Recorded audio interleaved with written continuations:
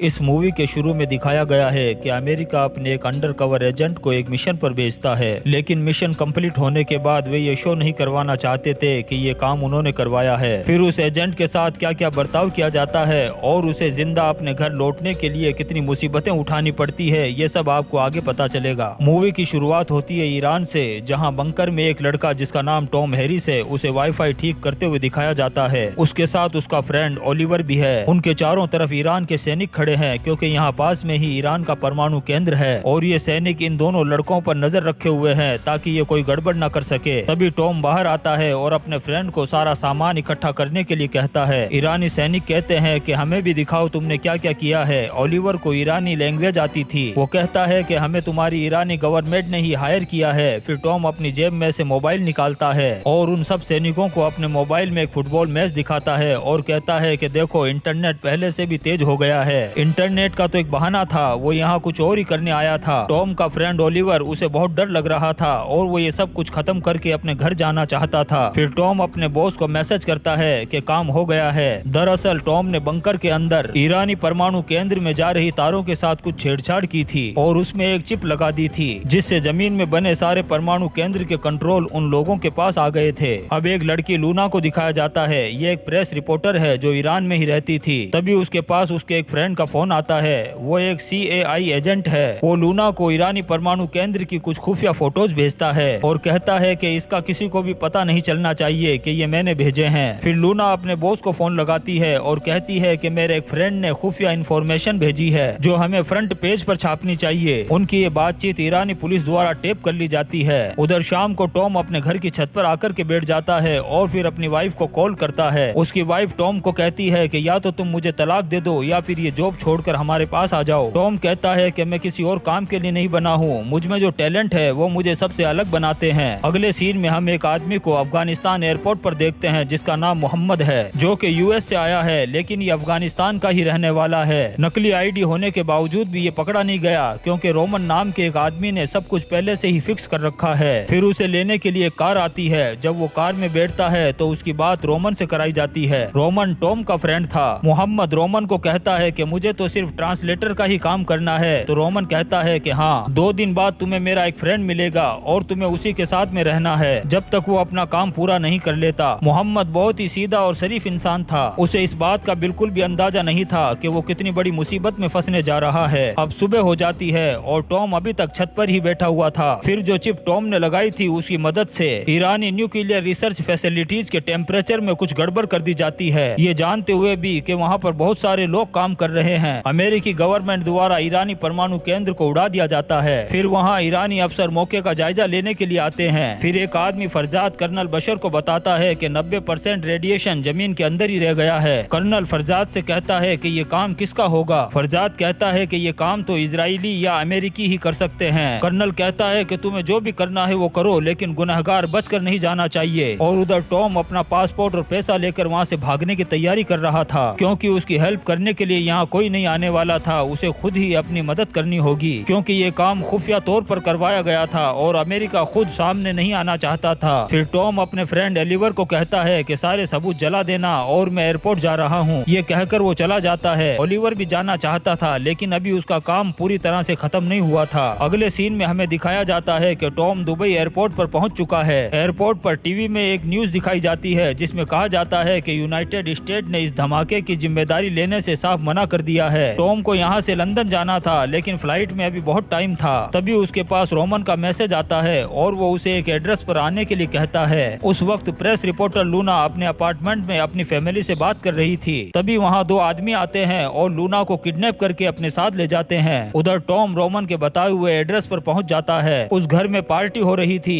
Tom कहता है कि मुझे यहाँ क्यों बुलाया है। रोमन कहता है कि मेरे पास तुम्हारे लिए एक काम और है, कीमत जो तुम चाहो। लेकिन टॉम उसे साफ मना कर देता है। रोमन कहता है कि इतने रुपयों में तुम अपनी बेटी को एक डॉक्टर बना सकते हो। टॉम कहता है कि क्या काम करना होगा। रोमन कहता है कि जिस चीज को तुमने तबाह कर दिया है वो वैसी ही एक और चीज बना रहे हैं, बस हम दोनों मिलकर उसको बनने से पहले ही तबाह कर देंगे। रोमन कहता है कि तुम्हें अफगानिस्तान के रास्ते से ईरान में घुसना होगा। टॉम कहता है कि ये काम तुम किसी और से क्यों नहीं करवा लेते, लेकिन रोमन कहता है कि ये काम तुम्हारे अलावा कोई नहीं कर सकता। फिर टॉम एक ऐसे आदमी की डिमांड करता है जिसे ईरान की और अफगानिस्तान की लैंग्वेज आती आती हो और वो वहाँ के चप्पे चप्पे से भी वाकिफ हो। रोमन कहता है कि वो आदमी पहले से ही तुम्हारा वहाँ इंतजार कर रहा है। फिर टॉम प्राइवेट जेट से अफगानिस्तान के एक शहर हेरात पहुँचता है। फिर वहाँ टॉम की मुलाकात मोहम्मद से होती है। मोहम्मद कहता है कि यहाँ तुम्हारा सामना तालिबानियों से होने वाला है। उधर लूना के पास फरजाद आता है और कहता है कि अगर तुम सही इन्फॉर्मेशन दोगी तो घर जाकर अपनी बेटियों से मिल सकोगी। फरजाद लूना से कहता है कि एक अमेरिकी ने हमारे मुल्क में तुम्हें 2 न्यूक्लियर प्लांट की इन्फॉर्मेशन दी थी जिसमें से एक तबाह कर दिया गया है। क्या तुम बता सकती हो इसमें किसका हाथ है और ऐसा किसने किया है? लूना को इसके बारे में कुछ भी पता नहीं था और वो रोने लग जाती है और कहती है कि मुझे कुछ भी नहीं पता, मुझे घर जाने दो। उधर मोहम्मद टॉम को एक घर में लेकर के जाता है और कहता है कि तुम्हारे लिए एक पैकेज है, उसमें बहुत सारे हथियार थे। ये देखकर मोहम्मद डर जाता है और पूछता है कि तुम्हारा मिशन क्या है? टॉम कहता है क्या तुम्हें पता नहीं था? लेकिन मोहम्मद को इसके बारे में कुछ भी नहीं पता था। उसे तो सिर्फ ये पता था कि उसे सिर्फ एक ट्रांसलेटर बनना है। अगले दिन रोमन टीवी में एक न्यूज देखता है जिसमें बताया जा रहा था कि अमेरिका ने ईरान के न्यूक्लियर रिसर्च फैसिलिटीज को तबाह कर दिया है और टीवी में टॉम और ओलिवर का फोटो भी दिखाया जाता है जो अमेरिकन जासूस हैं। फिर रोमन फौरन टॉम को फोन करता है और कहता है कि तुम्हारा चेहरा सबके सामने आ गया है और ओलिवर भी फोन नहीं उठा रहा है, लगता है वो मारा गया है। टॉम कहता है कि मुझे अब करना क्या है? रोमन कहता है कि फिलहाल तुम मिशन को भूल जाओ, मैं तुम्हें वहाँ से निकालने के लिए कुछ करता हूँ। फिर फरजाद कर्नल के पास फोन करता है और कहता है कि हमें उस आदमी का पता चल गया है। कर्नल कहता है कि शाम होने से पहले वो मेरे सामने होना चाहिए। अब यहाँ पर पाकिस्तान को दिखाया जाता है। वो फरजाद के कॉल को टेप कर लेते हैं। फिर वो अपने एक आदमी काहिल से कांटेक्ट करते हैं और कहते हैं कि हेरात में पहुंचो, ईरानियों से पहले टॉम हमारे पास होना चाहिए, हम उसकी बोली लगा करके उसका सौदा करेंगे। तभी रोमन के पास अमेरिका से कॉल आता है और वो टॉम हैरिस के साथ कोई भी कांटेक्ट न करने की सलाह देते हैं। लेकिन रोमन कहता है कि वो मेरा फ्रेंड है और मैं उसे वहाँ से निकाल कर ही रहूंगा। उधर फरजाद भी अफगानिस्तान जाने की तैयारियां करता है और उधर टॉम अपने सारे दस्तावेज को जला देता है। वो मोहम्मद को कहता है कि हमें अभी कांधार के लिए निकलना होगा, हमारा राज खुल चुका है। उधर पाकिस्तानी एजेंट काहिल टॉम को पकड़ने के लिए हेरात जा रहा था। फिर वो अपने एक दोस्त को फोन करता है और कहता है कि मुझे कुछ आदमियों की जरूरत है, मुझे एक आदमी को जिंदा पकड़ना है। फिर काहिल एक जगह पर अपनी गाड़ी को रुकवाता है, वहाँ से वो अपनी बाइक से आगे जाता है। फरजाद टॉम का पता लगा लेता है और उसकी गाड़ी का पीछा करने लगता है। टॉम कहता है कि हमें अपनी गाड़ी यहीं छोड़नी होगी और कोई पुरानी गाड़ी में हमें आगे जाना होगा क्योंकि हर किसी की नजर हमारी ही गाड़ी पर जा रही है। फिर वो एक बाजार में पहुंचते हैं। उनके अमेरिकन साथी उन्हें सिर्फ देख सकते थे लेकिन उनकी कोई भी मदद नहीं कर सकते थे। टॉम एक पुरानी गाड़ी को चुरा लेता है लेकिन फरजाद को उस गाड़ी का भी पता चल जाता है। अब वो वहाँ से बाहर निकलने के लिए जाते हैं तो ट्रैफिक जाम में फंस जाते हैं। फिर फरजाद अपनी गाड़ी से बाहर निकलता है और टॉम की तरफ जाता है। वो अपने साथियों को अलर्ट कर देता है। टॉम भी समझ जाता है कि खतरा उसके आसपास ही है। फिर टॉम कुछ गाड़ियों को टक्कर मारकर उन्हें आगे पीछे कर देता है और वहाँ से निकल जाता है। लेकिन तभी वहाँ काहिल आ जाता है और वो नहीं चाहता कि टॉम को कोई और पकड़े, इसलिए वो फरजाद की गाड़ी में बॉम्ब लगा देता है और उसे उड़ा देता है। फरजाद दूर खड़ा ये सब देखता रह जाता है। फिर काहिल रसूल के आदमियों को फोन लगाता है और कहता है कि वे सब पुरानी गाड़ी में है। टॉम ऐसी पुरानी गाड़ी को भी बहुत ही स्पीड में भगा रहा था। इससे ये बात साफ हो जाती है कि टॉम एक बहुत ही खतरनाक आदमी है। रसूल के आदमी टॉम को आगे से घेर लेते हैं लेकिन टॉम उनकी गाड़ी को टक्कर मार के वहाँ से भी निकल जाता है। काहिल अभी भी टॉम का पीछा कर रहा था लेकिन चलते चलते टॉम की गाड़ी अचानक से पंचर हो जाती है। टॉम मोहम्मद से कहता है कि मैं नजर रखता हूँ, तुम जल्दी से गाड़ी का टायर बदलो। मोहम्मद कहता है कि ये हो क्या रहा है, मुझे कुछ समझ नहीं आ रहा। तब टॉम कहता है कि वो ईरान वाला हादसा मैंने ही किया था, यहाँ हमारी मदद करने के लिए कोई नहीं आएगा और हमें जल्दी से जल्दी कंधार पहुँचना है, वहाँ मेरे साथी हमें बचा लेंगे। ये सुनकर के मोहम्मद शौक हो जाता है। फिर टॉम कहता है कि मेरी ड्यूटी जब अफगानिस्तान में थी